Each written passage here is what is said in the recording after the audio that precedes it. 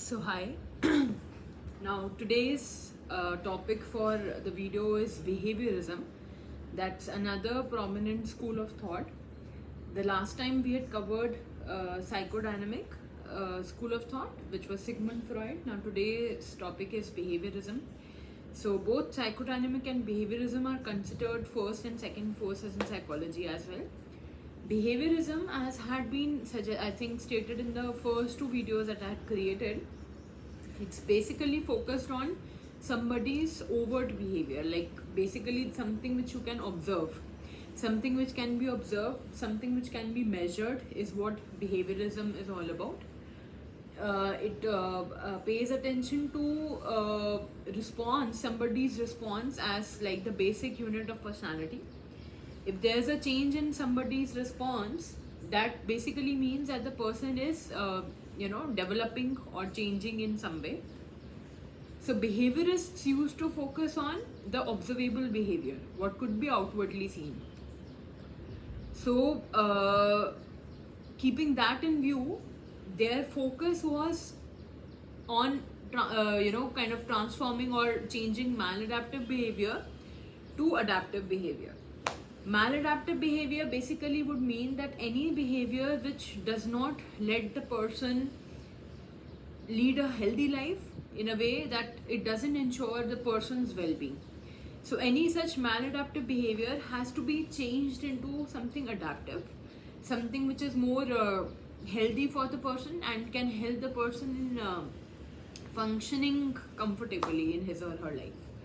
So maladaptive into adaptive behavior is the goal of this particular school of thought, and their their theory is basically based on the work done by Pavlov. Pavlov and Skinner. Pavlov is associated with classical conditioning, and Skinner is related to operant conditioning. Pavlov used to talk about classical conditioning in a way where one stimulus, like one particular thing, gets associated with another. I'll give you an example for this. So supposedly, or like in general terms, how certain students start liking a subject because they have a liking for the teacher. So the liking for the teacher gets associated with the liking for the subject. Another example, if a baby accidentally pops up a particular balloon and it makes loud noise, the next time that baby will be around a balloon, he or she will get scared because he has associated balloon with that loud noise it had created in the first instance. So this is what classical conditioning is all about. S&S learning, which is stimulus, one thing getting associated with another. SS learning. That's classical conditioning. And Pavlov's dog is a very famous experiment. He had done his experiment on a dog, where a dog basically a machine had been installed in the jaw of the dog basically, so as to measure how much was the dog salivating. So whenever the food was presented, or rather whenever this dog was probably hungry, so whenever the food was presented or just with the image of the food, the dog would start salivating. So food was like the stimulus here, and the salivation is the response to the stimulus. Now what he did was, Pavlov kind of added one other stimulus to this situation. He added ringing a bell. So the bell would ring, food would be presented, and the dog would salivate. Bell, food presentation, salivation. So after repeated trials, what he did was, just with the presence of the ringing on the bell, the dog would start salivating. Why? Because there was an expectation of the food being presented just with the ringing of the bell. How in schools, whenever there's a bell which rings for the break time, the students, they already start feeling hungry because that bell is associated with their lunch break. So similarly, this dog would also start salivating whenever the bell would ring. So this basically, repeated pairing caused association of bell with the food. That's why the dog would start responding to the bell itself.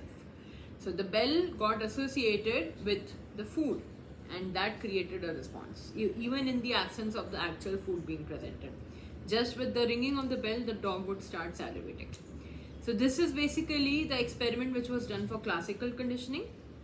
Now for operant, like how classical conditioning is SS learning, operant conditioning on the other hand is SR learning. It's stimulus response learning, where basically the person has to do something so as to get a reward or punishment. So if the child doesn't do his homework, the teacher reprimands the child. That's like the negative, reinforcement or a punishment which the child has received for not doing something which was desirable, right? So similarly, if you have to gain a reward, praise, or a money related reward or any tangible reward, we have to do something so as to gain that reward, right? So if this child wants praise from the teacher, he will have to do the homework on a regular basis so as to get that praise from the teacher. So that doing part is basically the reward that the doing part is important for him to get a reward or a punishment, right? If he won't do the homework, he'll be reprimanded by the teacher, will be asked to stand out of the classroom. That is like a punishment being given. So this positive and negative reinforcement, positive reinforcement is the praise, negative reinforcement is much more related to punishment, which is basically negative in nature. So the person has to operate on the environment by doing something so as to get a reward or punishment. That's why the term operant conditioning, that my behavior is operational on the environment for me to get a reward or punishment. So these two conditioning, classical and operant, are extremely important for anybody to understand behaviorism. Apart from this, observational learning is also something which is related to behaviorism, which is something related to what Bandura had mentioned.